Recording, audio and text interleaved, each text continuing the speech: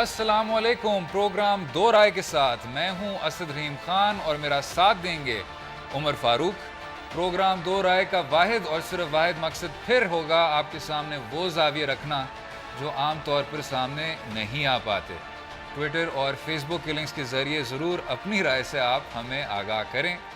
آج اور ابھی دو رائے میں جو 3 موضوعات گفتگو ہیں: اپوزیشن کا ایک بار پھر حکومت کو ٹف ٹائم دینے کا فیصلہ، اس بار راؤنڈ کون جیتے گا؟ دوسرے حصے میں مسئلہ کشمیر پھر سے دنیا میں موضوع بحث، بی جے پی حکومت کی ہٹ دھرمی، کیا اس بار کوئی حل نکل پائے گا؟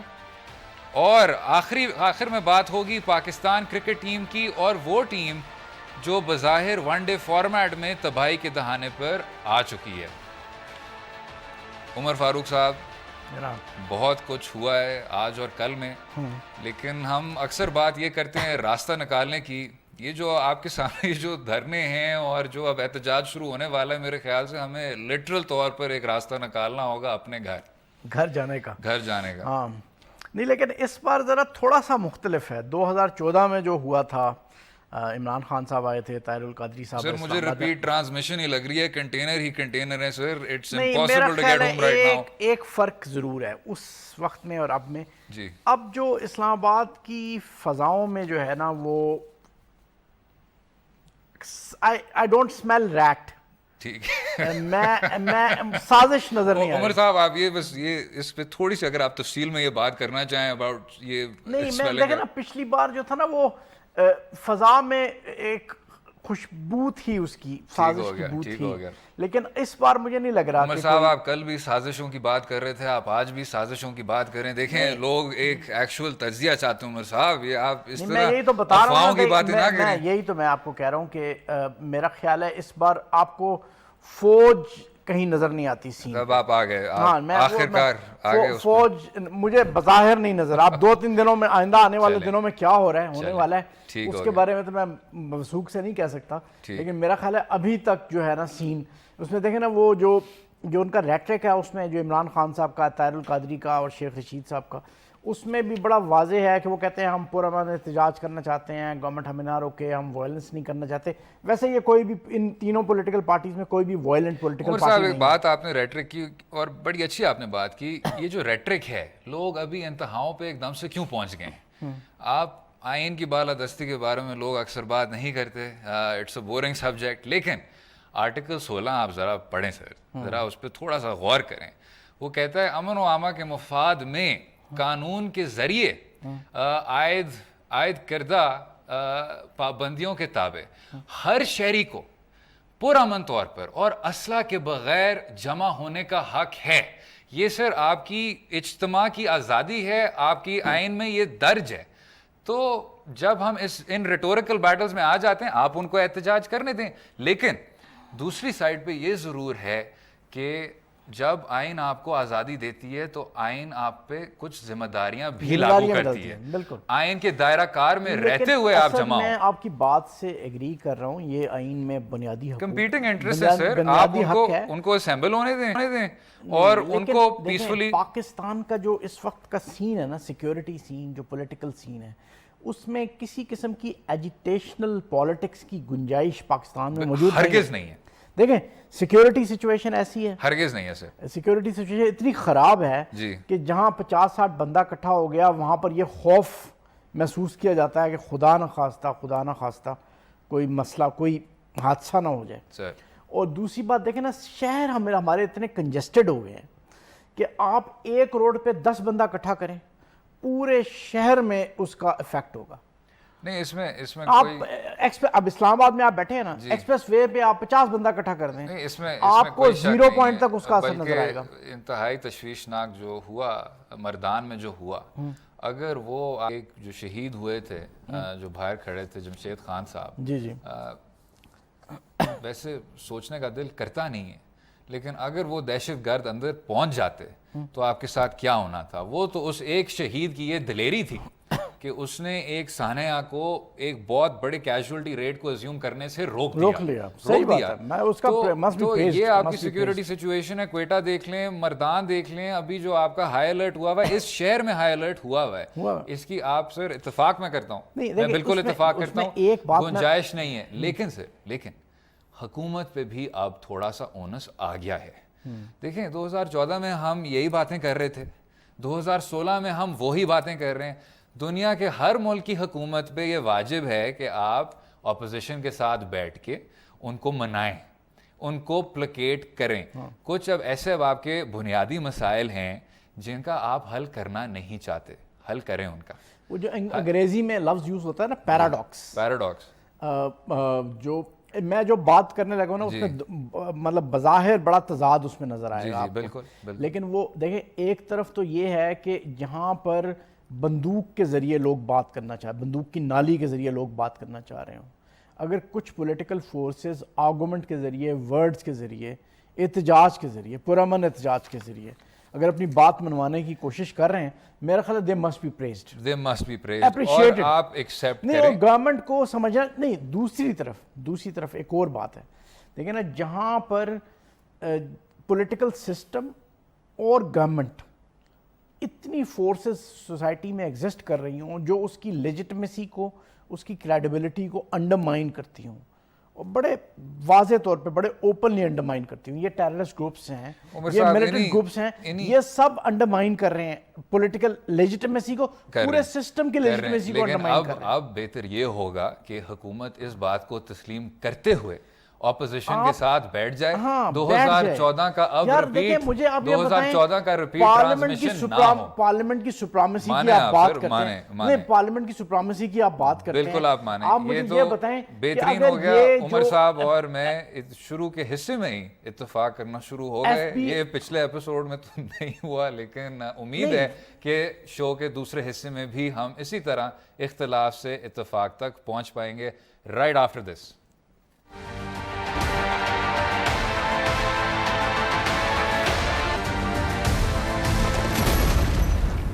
Welcome back to Do Raaye. دوسرے سیگمنٹ میں ہم وہی بات کرنا چاہ رہے ہیں, باہر جو صورتحال بنتی جا رہی ہے اور ایف بی آر کی طرف سے کچھ خط لکھے گئے ہیں. عمر صاحب یار مجھے ایک بات بتائیں, عمر صاحب پارلیمنٹ اور جوش آپ نے یہ شروع کیا ہے انٹرو میں. میں پارلیمنٹ کی سپرامیسی کی آپ بات کرتے ہیں, اگر یہ جو لیٹرز لکھے گئے ہیں وہ پاناما کے نام والوں کو, اگر یہ پارلیمنٹ میں ایف بی آر کے چیئرمین کو آپ بلاتے اور اس کو کہتے ہیں کہ ابھی نوٹس ایشو کرو, بھئی آپ نے گورنمنٹ کے اداروں کو, ریاست کے اداروں کو مضبوط, ڈیموکریٹک سسٹم کو مضبوط بنانا ہے, آپ یہ کام انسٹیٹیوشنز کے ذریعے کیوں نہیں کراتے؟ آپ چیئرنگ کراس پہ کھڑے ہو کے آپ کیوں مجبور کرتے ہیں اپوزیشن کو کہ وہ چیئرنگ کلاس پہ کھڑی ہو اور اس کے بعد آپ سے ڈیمانڈ کرے ہو, پھر آپ ڈیمانڈ سے میں یہی رہا تھا کہ شاید ثناء اللہ خان صاحب کے کندھے سے ہی وہ میں چلا دوں, لیکن اب وہ کٹ گیا.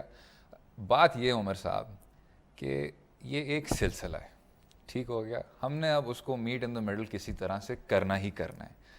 بات آپ کی اداروں کی ہے, ٹھیک, اداروں کے جو بنیادی قانون ہے سر وہ یہ ہے ان کو آزاد ہونا چاہیے. ہم جب ایف بی آر کی بات کرتے ہیں اور ہم جب نیشنل اکاؤنٹیبلٹی بیورو کی بات کرتے ہیں, ٹھیک ہو گیا. اسفندیار ولی کیس سر آپ نے سنا ہوگا, بڑا ایک مشہور زمانہ کیس, اس میں نیب والا جب چیلنج ہوا تھا نیب لا, تو اس میں لارڈ ڈیننگ کے ایک کیس کا بڑا ایک خوبصورت انہوں نے حوالہ دیا ہوا ہے کہ جو پولیس کا جو کانسٹیبل ہے وہ بھی صرف اور صرف قانون کو جواب دہ ہے. اور ہم نے یہی رویہ اپنانا ہوگا ہمارے جو ادارے ہیں ان کے لیے. آپ کی جو ایف بی آر ہے, آپ کا جو نیشنل اکاؤنٹیبلٹی بیورو ہے, ان کو آٹونومس ہونا ہوگا, ان کو آزاد ہونا ہوگا. جب تک ہم یہ جس طرح کہتے ہیں ایک ایتھوس آپ پریکٹس کریں عمر صاحب. یار دیکھیں نا, یہ جو پولیٹیکل سچویشن ہم دیکھ رہے ہیں نا اپنے سامنے, اس میں اتنی متضاد باتیں جو ہیں وہ بیک وقت سچ ہیں. بالکل بالکل. کہ آپ دیکھیں نا, اگر آپ عمران خان صاحب کی پوزیشن کو سمجھیں کہ وہ کہہ رہے ہیں کہ 5 مہینے سے میں ڈیمانڈ کر رہا تھا, آپ نے کچھ نہیں کیا, اس میں کوئی شک نہیں. لیکن عمر صاحب جو عمران خان صاحب بھولے ہوئے ہیں, جو خان صاحب بھولے ہوئے ہیں اور جو میں اور آپ بھی بھولے ہوئے ہیں, وہ یہ ہے کہ پاناما میں 300 اور بھی مشہور زمانہ افراد ہیں. ان کو ٹھیک ہو گیا, شامل ہونے چاہیے, شامل کریں ان کو, بالکل اکراس دا بورڈ تحقیق کریں, اپنے اداروں کو مزید مضبوط کریں.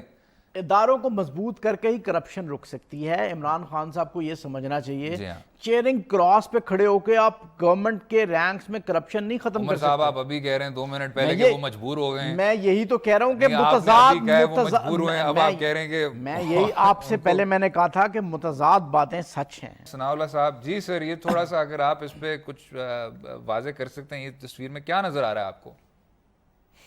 اصل دیکھیں, یہ اپریل میں پاناما لیکس جو ہیں وہ انٹرنیشنل جرنلسٹ ایسوسی ایشن نے یہ لیکس کیے تھے, اور اس میں تمام باتیں جو ہیں بڑے واضح تھی, کلیئر تھی, اور ایف بی آر تقریباً 5 مہینے اس پر خاموش رہا. اور گزشتہ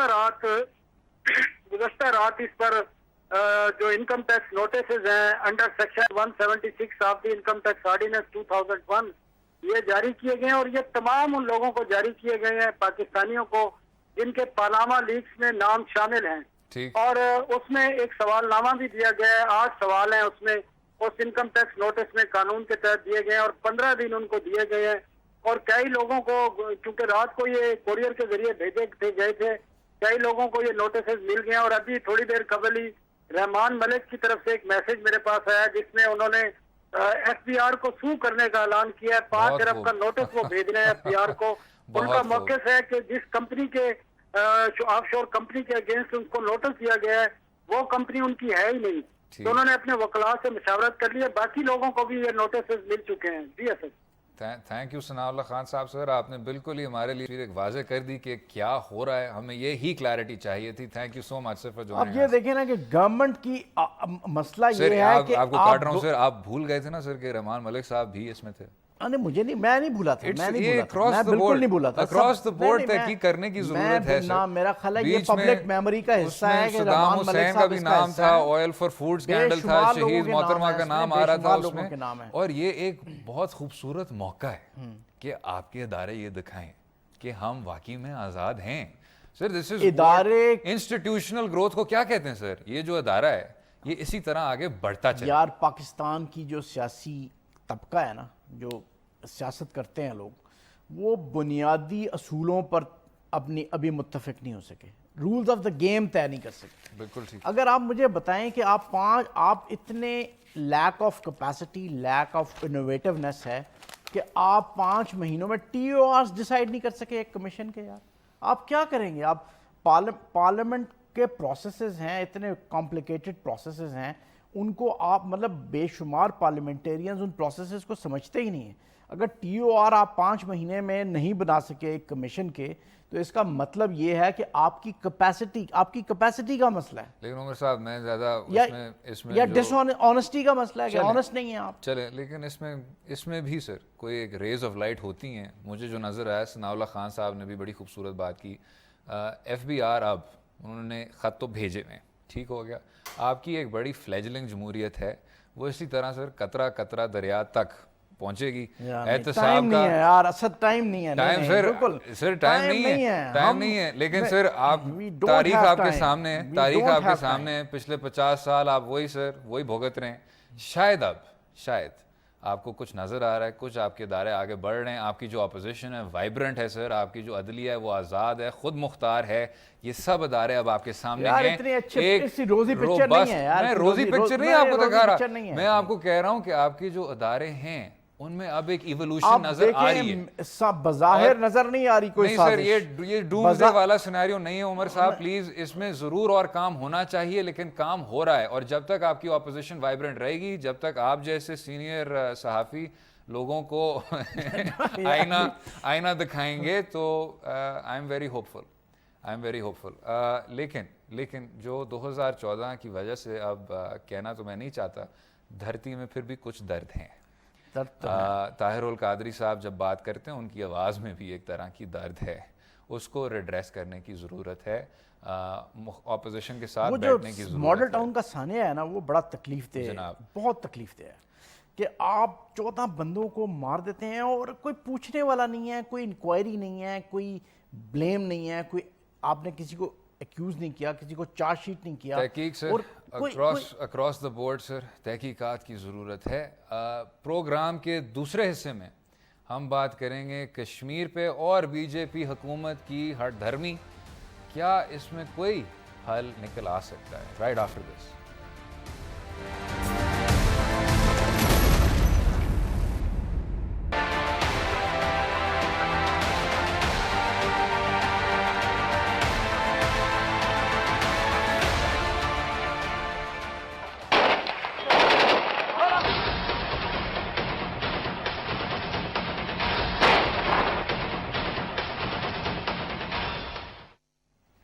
جی welcome back to Do Raaye. بات ہونے کو جا رہی تھی مسئلہ کشمیر پھر دنیا میں موضوع بحث.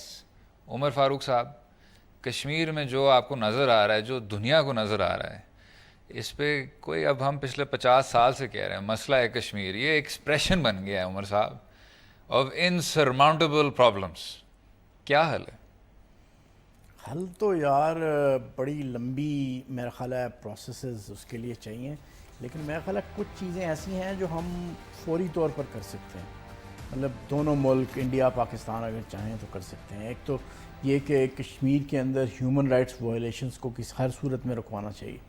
کوشش کر کے انٹرنیشنل فورمز میں جائیں, آپ ڈفرینٹ ورلڈ کیپٹلز میں جائیں. تو یہ جو 22 MPs کو اب بھیجا جا رہا ہے, آپ کہہ رہے ہیں یہ ایک تعمیری انیشیٹو ہے, اس سے کوئی پاکستان کی آؤٹ ریچ ہوگی؟ یہ تو پلیئر ٹرپس ہیں. مطلب میرا خیال ہے جب بھی 50-60 مطلب کشمیری مارے جاتے ہیں تو یہاں پر کچھ لوگوں کے پلیئر ٹرپس بن جاتے ہیں. وہ عمر صاحب ہم ویسے کچھ دیر سے کہہ رہے ہیں کہ ہندوستانی میڈیا مشین اوور ڈرائیو میں. اب اگر آپ کچھ اپنے منتخب نمائندوں کو باہر کے ممالک بھیج رہے ہیں کہ وہ کشمیر میں جو یہ تو دیکھیں بھیج کس کو رہے ہیں, کس کو بھیج رہے ہیں؟ وہ کل ایک صاحب ٹیلی ویژن پہ آ رہے تھے, اب نام لینا اچھا نہیں لگتا, لیکن وہ مطلب ان کو یہ نہیں پتا تھا کہ محبوبہ مفتی کون ہے. جی جی, اور مطلب ان کو یہ نہیں پتا تھا کشمیر کا مسئلہ ہے کیا. ویسے اب وہ رشیا جا کے کیا بتائیں گے کشمیر کا. اب دیکھیں بڑی رشیا جائیں گے, وہاں ان کو ایک بڑی کمپلیکیٹڈ سچویشن ملے گی. ٹھیک, رشینز ان کو بتائیں گے کہ یار یہاں چچنیا میں جو کچھ ہو رہا ہے, ابھی جو نیچے جو کچھ ہو رہا ہے, لیکن میرا خیال ہے جو فوری طور پہ کرنے کے کام ہیں جی, ایک تو یہ ہیومن رائٹس وائلیشن. یہ جو شخص ہیں قابل حیرت, یہ تھوڑی سی بات ہے کہ پیپلز پارٹی کی جماعت سے یہ تعلق رکھتے ہیں, وہی پیپلز پارٹی جو بھٹو صاحب کے بارے میں جو قذافی صاحب کہتے تھے اور سکارنو صاحب کہتے تھے کہ ان کی جو گرفت ہے صرف پیپلز پارٹی کا یا مسلم لیگ کا مسئلہ نہیں ہے, گرفت ہے خارجہ پالیسی پہ, سارے اسی طرح کے یہاں پر کوئی نیشنل سینس آف پرپس بن ہی نہیں سکا.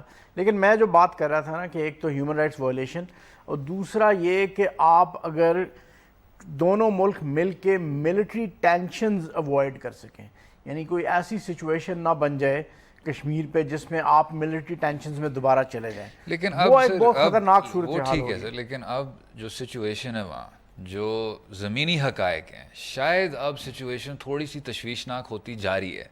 ابھی انڈین رسالوں میں ایک ہے نصیر احمد صاحب جو IBN7 آپ کی طرح سے طویل صحافتی تجربہ رکھتے ہیں. IBN7 ایک ہندوستانی چینل ہے یہ ریلائنس بوائز کا, وہ پہلے سری نگر کے بیورو چیف بھی ہوتے تھے.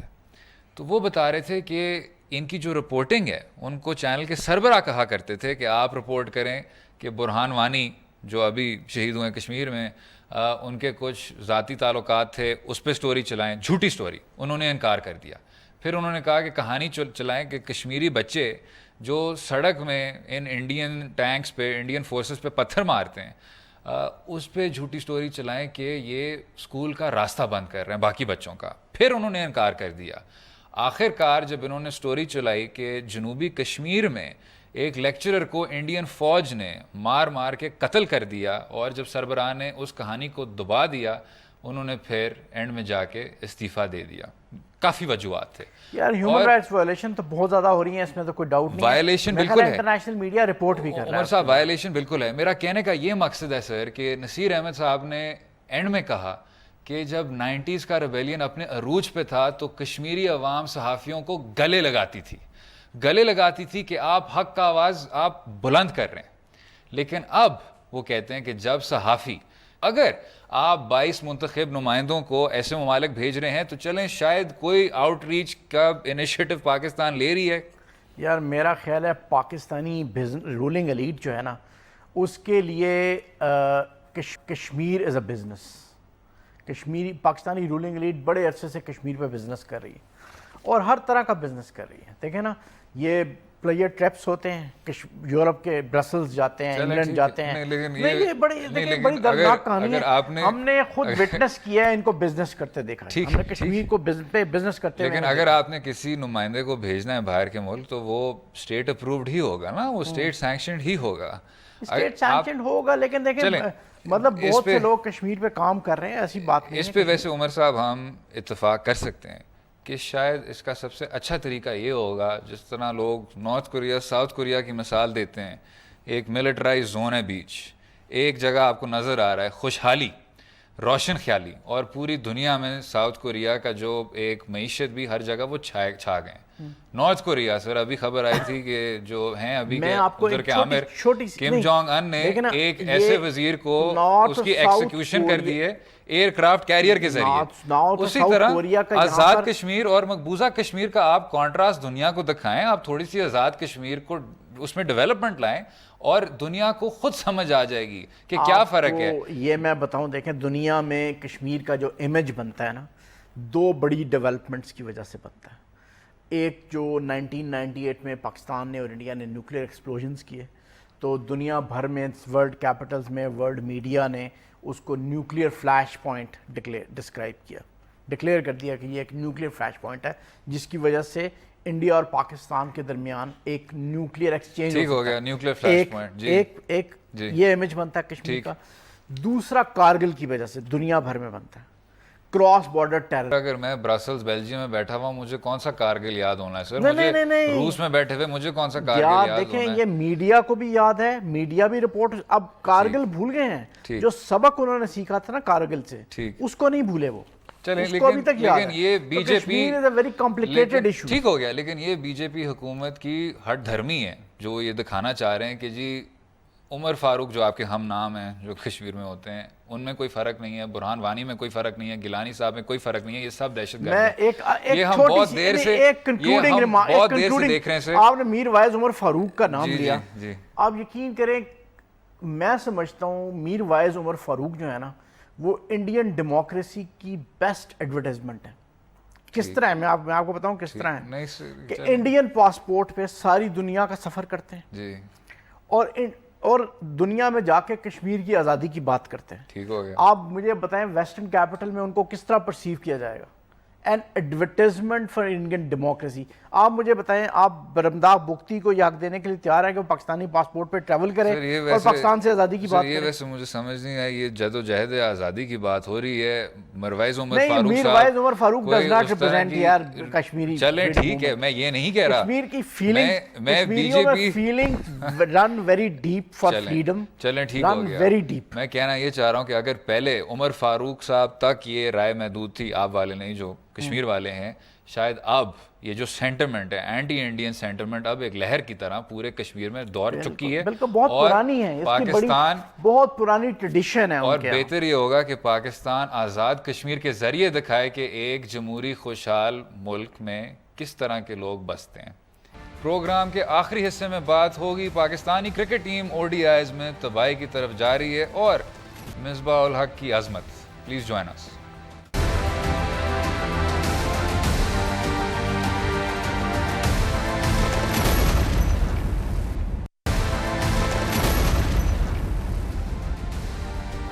Welcome back to Do Raaye. آخر میں بات ہوگی پاکستان کرکٹ ٹیم پر جو ٹیسٹ میچ میں اتنی شاندار پرفارمنس کے باوجود او ڈی آئی فارمیٹ میں بالکل ہی تباہی کے دہانے پر آ چکی ہے. ہمارے ساتھ ہیں سعید اجمل صاحب. جناب ویلکم ٹو دو رائے. آپ کو میری آواز آ رہی ہے؟ بہت شکریہ, آپ نے مجھے انوائٹ کیا. جناب آپ خود بھی ایک بہترین ٹیسٹ کرکٹر ہیں اور کرکٹ اکیڈمی بھی چلاتے ہیں. گزشتہ دنوں میں ہمیں یہ سننے کو مل رہا ہے کہ پاکستان میں شاید ٹیلنٹ نہیں ہے, اور اگر آپ سارا کچھ چھان بھی لیں تو پلیئرز آپ کو وہی مل رہے ہیں. اس پہ آپ کی کیا رائے ہے اجمل صاحب؟ دیکھیں جی, سب سے پہلے تو میں یہ ڈینائی کرتا ہوں کہ ہمارے ملک میں ٹیلنٹ تو ہمارے ملک میں کوٹ کوٹ کر بھرا ہوا. بالکل ٹھیک, بہت ٹیلنٹ ہے. اگر آپ کہیں بھی جائیں, کہیں بھی اگر آپ ٹرائل لینے کے لیے جائیں, میں نے کافی دفعہ اپنی اکیڈمی کے ٹرائل لیے, ہر دفعہ مجھے 5-7 ایسے لڑکے نظر آتے ہیں جن کا مستقبل مجھے میری نظر سے ایز اے پلیئر کی نظر سے مجھے ایسے لگتا ہے کہ یہ آگے جائیں. اور باقی بات یہ ہے کہ ہمارے پاس تھوڑا ایک چیز کی کمی ہے, ہمارے پاس فیسلٹیز بہت کم ہیں جس کی وجہ سے ہمیں تھوڑا یہ سیٹ بیک آ رہا ہے. اور دوسرا جو ہماری یہ اجمل صاحب جو ایشو ہے وہ انہی سٹرکچرز کے ساتھ اگر ہمارے ٹیسٹ میں اتنی شاندار پرفارمنس ہے تو او ڈی آئی میں وہی ٹیلنٹ سامنے کیوں نہیں آ رہا؟ دیکھیں پرابلم یہ ہے کہ ہماری جو ٹیسٹ کی ٹیم ہے وہ پچھلے 3 سال سے غالباً جب سے میں بھی کھیل رہا تھا اس کے ساتھ انکلوڈیڈ ایک ایسی ٹیم تھی جس کو میں ابھی میں بیٹھا ہوں. اب پاکستان کی نیکسٹ سیریز کے لیے میں ٹیم اناؤنس کر دوں گا کہ یہ ٹیسٹ میچ کی ٹیم کھیلے گی. بالکل ٹھیک. اگر ون ڈے کی بات کی جائے تو ون ڈے میں ٹو مینی چینجنگ کے ساتھ اگر آپ ایسا کھیلیں گے تو پاکستان کی ٹیم کبھی بھی نہیں بنے گی. اس میں آپ ہر میچ میں ہر سیریز میں اگر 5 لڑکے ہر کھلائیں گے نئے لڑکے لا کے تو پھر پرانے لڑکے کیسے کھیلیں گے؟ اور جو پرانے لڑکے ہیں ان کو کانفیڈنس میں لے کے ہر ٹیم 2 ینگسٹر کو ساتھ لیتی ہے اور ان کو ایک میچ کھلاتی ہے اور تاکہ وہ گروئنگ کریں اور پاکستان کے لیے آنے والے وقتوں میں کام آئے.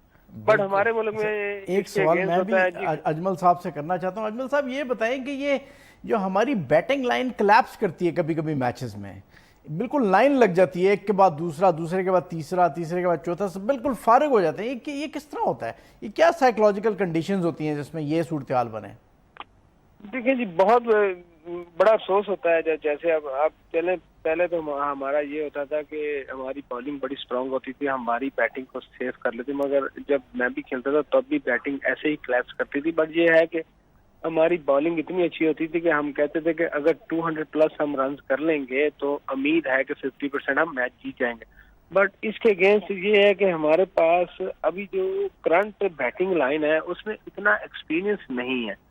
دوسرا ینگسٹر ہے, انڈر پریشر جلدی آ جاتے ہیں. اور اگر بالنگ کی بات کریں تو ہمارے پاس اسپن میں درمیان میں جو اب دیکھیں لاسٹ میچ میں 4 وکٹ ہم نے لیے, 75 for 4 تھے. اس میچ ایزی جیت جانا تھے. بٹ یہ ہے کہ ہمیں مڈل میں اتنی وکٹیں نہیں مل سکی. ہمارے اسپنر ہیں اس قابل نہیں تھے جو درمیان میں وکٹ لے سکیں. بٹ یہ کے خلاف انہوں نے مار بھی کھائی ہے. اور اس کے بعد یہ ہوا کہ اینڈ پہ ہم دوبارہ پھر میں آ کے وہ میچ ہار گئے, مگر ہارنا نہیں چاہیے. بس یہ ہے کہ بالکل صحیح. سید اجمل صاحب اس میں جو 2010 میں ہمیں نظر آ رہا تھا کہ پاکستان کرکٹ ٹیم کا وہ ایک سب سے جو لوسٹ پوائنٹ تھا, مصباح الحق صاحب کی اس میں ان کا کیا کردار ہے جو ہمیں اب نظر آ رہا ہے؟ 2016 میں ہماری ایک ریزریکشن ہوئی ہے, پھر سے لوگ بڑے اچھے الفاظ میں پاکستان ٹیم کے بارے میں بات کر رہے ہیں. ان کی کتنی کنٹریبیوشن ہے اس میں؟ دیکھیں بہت زیادہ ہے. دیکھیں مصباح الحق نے بہت کام کیا ہے. یہ جب ان کے پاس یہ ٹیم آئی تھی تو ٹیم کا آپ کو پتا ہے کہ وہ فکسنگ کے اسکینڈل تباہی ہوئی تھی, تباہی انہوں نے مچائی ہوئی تھی اور ہمارا برا حال تھا. ہم کہیں بھی میچ کھیلتے تھے تو ہمیں آوازیں آتی تھی کہ نو بال فکسر پتہ نہیں کیا, کیونکہ ہم نے بڑی مشکل سے وہ ٹائم نکالا. اور مصباح کی ایک اچھی بات یہ ہے کہ وہ پلیئر کو بیک کرتا ہے. بالکل. دوسرا اس نے کبھی بھی پریس کانفرنس میں کسی بھی پلیئر کے خلاف کوئی بات کبھی نہیں بات کی. ٹیم کے پلیئر ہے, وہ کہتا ہے کہ یہ میرے پلیئر ہیں, اگر ان کو بیک نہیں کروں گا تو میں پھر کن کو کروں گا. بالکل ایسا ہی ہے. اور اس کی سب سے اچھی یہ بات ہے کہ وہ گراؤنڈ میں کچھ نہیں کہتا, پر گراؤنڈ کے پیچھے جا کے وہ ہماری ایسی کی تیسی دے دیتا ہے, کمرے میں جا کے کرتا ہے. اور یہ اس کی اچھی بات. دیکھیں سب کے سامنے کہنے سے کچھ نہیں ہوتا, اگر بندے کو پیچھے جا کے اس کی یہ چیز ہے بھائی یہ میں آپ کے لیے کر رہا ہوں, اور اس کو اب آپ بالکل ٹھیک کریں. سعید اجمل صاحب بڑی خوشی ہوئی آپ کو شو میں آپ آئے, ہمارے لیے, میرے لیے بھی اور عمروق صاحب کے لیے بھی. Thank you so much. And امید ہے کہ آپ پھر آئیں گے. عمر صاحب اچھا میں مطلب ٹیکنیکلی تو میں نہیں بتا سکتا کہ آپ کو مصباح الحق کتنا اچھا پلیئر ہے. سعید اجمل جیسے شاندار بولر اب مصباح الحق جیسے شاندار کپتان کی یہ اس بات کو تسلیم کر رہے ہیں. میں بھی ایک ان کی تعریف کرنا چاہتا ہوں. نہیں میں بھی ان کی تعریف کرنا چاہتا ہوں کہ 2010 سے 2016 تک بہت ان کا ہی کردار تھا. بڑے سٹیبل اور بڑے سوبر. میں نے ان کے 2-3 انٹرویوز دیکھے ہیں ٹیلی ویژن پہ. عمر صاحب ویسے مجھے آپ تھوڑے سے آپ ویسے آفریدی فین لگتے ہیں. میں آفریدی فین نہیں ہوں, میں مصباح فین. چلیں پھر یہ پھر پہلا شو ہے جس میں ہم نے شاید تینوں سیگمنٹس میں اتفاق کیا ہے. تو اختلاف سے اتفاق تک نہیں, شاید اتفاق ہی اتفاق رہا ہے. لیکن میری رائے یہ ضرور ہے عمر صاحب کہ کاردار اور عمران خان صاحب کے بعد مصباح الحق آپ کے 3 عظیم کپتانوں میں سے ہیں, اور تاریخ بھی ان کو شاید انہی الفاظ میں یاد کرے گی جو آج سعید اجمل بڑی خوبصورت انداز میں بیان کر رہے تھے. امید ہے کہ آپ کو آج کا پروگرام پسند آیا ہوگا. ہے تو شو کا نام 2 رائے, لیکن آپ اپنی رائے سے بھی ہمیں آگاہ کریں. ایک صحت مند معاشرے کا بنیاد یہی ہے کہ ہم ایک دوسرے کی رائے کو تسلیم کر سکیں. اس بار عمر صاحب نے موقع دیا نہیں مجھے, اتفاق ہی اتفاق تھا. اپنا خیال رکھیے, اللہ حافظ.